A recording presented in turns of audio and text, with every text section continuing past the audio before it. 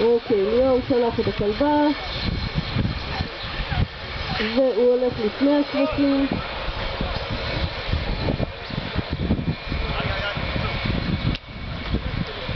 אוקיי, הוא עצר את הכלבה. כמו שאמרתי קודם, הכלב לא חייב לשלב שאומרים לו לעצור, וליאור גם יושב בפקודות בעברית, הוא אומר לכלבה לעצור.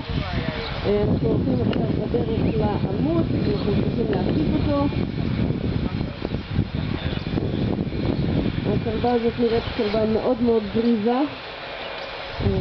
והרבה פעמים קשה להאט ולעצור את הכלבים האלה. למי שרוצה לראות עוד קלפים מקרוב, יש פה בקהל שניים, אחת מהם כבר התבייתה על הכבשים, זנב נמוך. טוב, אני רוצה לנצל את ההזדמנות שאנחנו סוף סוף רואים קלפי, לספר לכם קצת על הכלב הזה. אני רוצה לספר לכם קצת על הכלב הזה, מה זה קלפי. האגדה מספרת שהמתיישבים הראשונים שהגיעו לאוסטרליה הביאו איתם בורדרים כדי לעבוד שם עם הכבשים, והבורדרים פשוט לא התאימו לתנאי שטח הקשים, גם לחום וגם לראשים, סלעים, קוצים. בעצם באנגליה הבורדרים עובדים בעיקר באחו, שדה ירוק, רך, נעים, מזג האוויר קר.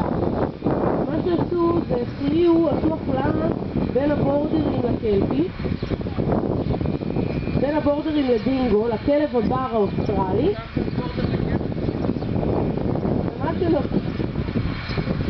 ומה שנוצר זה בעצם הגזע הזה שנקרא קלפי, שהתכונות שלהם מאוד דומות לבורדר קולי. זה גם כלב שעובד עם העיניים, אתם רואים את ההתגנבות, אתם רואים את התנועה מאחורי הכלב. בעצם זה כלב שגם הוא רוצה לעבוד עם כבשים, אבל בעצם כל התכונות גוף שלו הרבה יותר מותאמות לאקלים חם, כלב יותר אתלטי, יותר מהיר. ושוב